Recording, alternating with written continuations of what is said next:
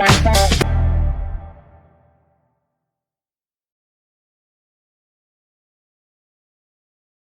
feel like you're navigating a world on fast forward? Mm-hmm. Like change is the only constant. Mm. Well, today's deep dive is all about self-efficacy. Oh, interesting. That I've got this feeling I like that. and why it's so essential in a world that like constantly demands we level up. You know, Yeah. we're cutting through all that self-help fluff to bring you actionable insights straight from the research. Love it. And maybe even a few surprises along the way. Ooh, surprises. I'm intrigued. So what's fascinating is that a lot of people, they think self-efficacy is just another term for confidence. Oh, okay. But it's much more nuanced than that. Right. It's not just about feeling good in a general sense. Like, I might rock a presentation at work, but completely freeze up when asked to bake a cake for my niece's birthday. Exactly. It's different. It is. Self-efficacy is about believing in your ability to succeed at specific tasks. Okay. You might be like a super confident person overall, but certain situations like public speaking or even parallel parking could leave you feeling a lot less sure of yourself. Okay. So it's specific. Yes. But why is this self-efficacy so important now? Our sources all seem to agree it's crucial, especially now. Well, because the world is, it's changing faster than ever. Yeah. Think about the rise of AI. Oh, yeah. Someone with high self-efficacy might see learning these new technologies as an exciting challenge, an opportunity for growth. Okay. Someone with lower self-efficacy might feel overwhelmed, even threatened. Right.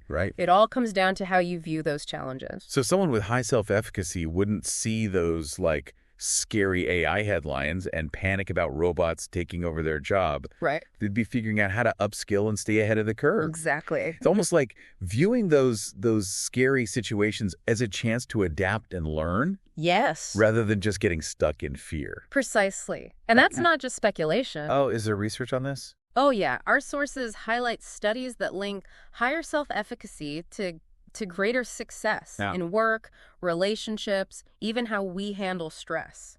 Wow. It's about seeing challenges as opportunities for growth, not threats. Wow. So we're not just talking about acing a work project here. No. It's about navigating our entire lives with more resilience. Exactly. Do our sources mention any, like, specific benefits to having high self-efficacy? They do, and this is where it gets really interesting. Okay, lay it on me.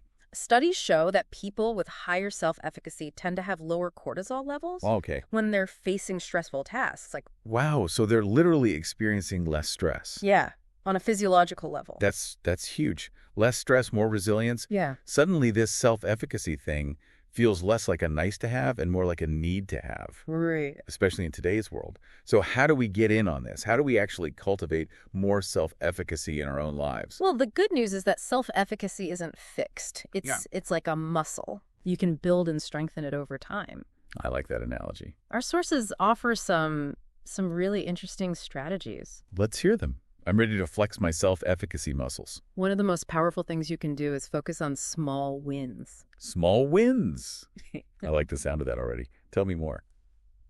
It's all about breaking down those big, daunting goals, into smaller, more manageable steps. Right. Each time you check one off your list, you get that little hit of that I did it feeling. Yes. Which reinforces your belief in your ability to tackle the bigger picture.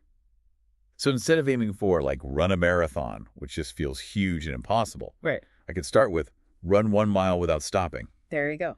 Each small win becomes like a building block. Precisely. Our sources actually, they compare it to building a muscle. Oh, I like that. Each small win is like a rep in the gym, Okay. Strengthening your self-efficacy over time. And this actually ties directly into another fascinating aspect that's highlighted in the research, the power of our relationships. Oh, so it's not just about individual effort. Nope. Our relationships can actually impact our self-efficacy. Absolutely. The people we surround ourselves with, they can have a huge impact. Wow. And I'm not just talking about having cheerleaders in your corner. Right. Although that's certainly a bonus, but so it's more nuanced than just having a supportive crew. It is. What kind of impact are we talking about? Well, think about it this way. Have you ever noticed how seeing a colleague master a new skill, maybe one you were kind of intimidated by, suddenly makes you think, hey, I can do that too. Oh, yeah. That's what we call vicarious experience at play. It's like their success, it kind of rubs off on you. Yes. Even if it's just a mental shift. Exactly. Our sources point to the fact that seeing people like us succeed can be incredibly motivating. It's like a mental shortcut to believing in our own potential. Like that. If they can overcome those challenges, why not us? Right. And on the flip side, constantly surrounding ourselves with negativity, that can really chip away at our self-efficacy over time. That makes a lot of sense. So surrounding ourselves with positive people who believe in us. Yeah. And seeking out examples of people like us achieving their goals. Mm-hmm. What other strategies does the research highlight? One of the most impactful, yet often overlooked strategies involves something we all engage in our self-talk. That constant inner monologue we all have can either be our biggest cheerleader or our harshest critic. Oh, you mean that voice that's like, I'm going to totally mess this up, or I'm not good enough to even try that? Exactly. Yeah, I'm pretty familiar with that voice. We all are to some extent, but the key here is to really try to catch those negative thoughts and reframe them. Reframe them how? In a more positive, empowering light, you know? Okay. For example, instead of thinking, I can't do this. Right. Try asking yourself, what resources do I need to make this happen? That's a really powerful shift in perspective. It is. It's about focusing on solutions and possibilities, not just getting like bogged down by self-doubt. Exactly. You know, speaking of challenges and how we view them, our sources talk about how this all like ties back to our relationships, which feels, I don't know. Yeah. Counterintuitive at first. It's easy to think of self-efficacy as this like individual characteristic, but it plays a huge role in how we form and navigate relationships. Interesting. For example, imagine someone with high self-efficacy who's interested in joining a new group or a club. Okay. They'd probably just go for it. Yeah. Even if it meant like, you know, showing up solo, not knowing anyone. Right. Their belief in their ability to build connections would just like override any fear of awkwardness or rejection. Oh, yeah. They might even view it as an exciting opportunity to meet new people, expand their social circle. On the other hand, someone with like low self-efficacy might talk themselves out of even going. Absolutely. They might worry about like saying the wrong thing or not fitting in. And that hesitation fueled by low self-efficacy could prevent them from forming potentially really rewarding connections. Wow. And this dynamic extends to existing relationships too. So it's not just about making friends or finding a romantic partner or whatever. Yeah. It's about navigating the ups and downs of all our relationships. Yes. With more resilience. Absolutely. Because we have that belief in ourselves. Someone with high self-efficacy is more likely to communicate their needs effectively, set healthy boundaries, and address conflict constructively. So they're not afraid of those like tough conversations. Exactly. This has been so insightful. Glad to hear it. We've explored the science behind self-efficacy, its impact on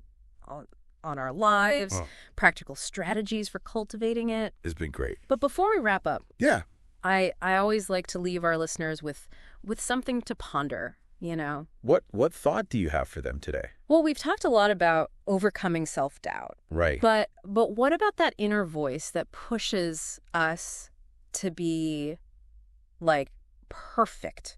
Oh, interesting. All the time. You know, what about that drive for perfectionism? Our sources mentioned it briefly, and I'm kind of curious to unpack it further. Yeah. It's often framed as a positive attribute. Right. But could it actually be holding us back from reaching our full potential? That's a great point. It is, isn't it? Striving for excellence is one thing. But the fear of failure and that constant need to be perfect can actually be paralyzing. Right. It can keep us from taking risks, trying new things, even celebrating our successes. Oh, wow. Because we're too busy focusing on what we could have done better, you know? So how do we find that balance between striving for excellence and letting go of the need to be perfect? Yeah. How do we turn perfectionism into a source of fuel Right. for self-efficacy rather than a roadblock? That's a great question. I think that's something worth exploring further. Yeah, I agree. To our listeners, we encourage you to think about how perfectionism shows up in your own life. Yes. And consider how you might reframe it to unlock even greater self-efficacy. Love it. Until next time, keep diving deep.